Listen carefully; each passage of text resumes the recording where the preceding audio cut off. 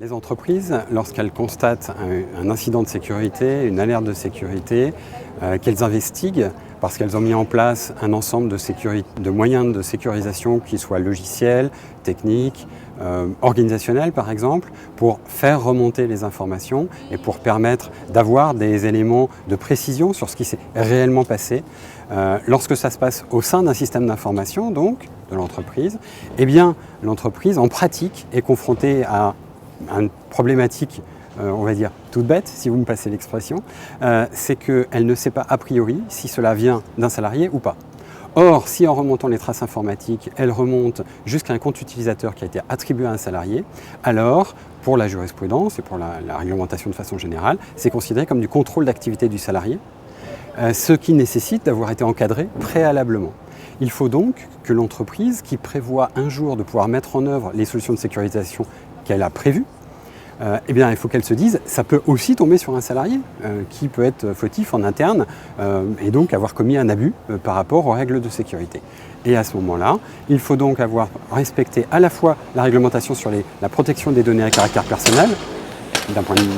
d'un certain côté, et d'un autre, et de façon transversale en plus, la réglementation sur le code du travail,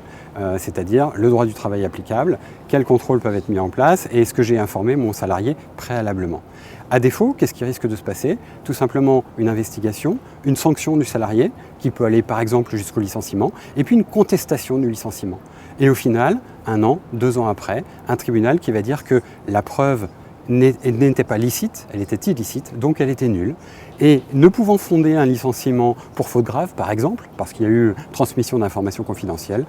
le licenciement est considéré comme sans cause réelle et sérieuse. Il ne peut pas y avoir de sanction effective.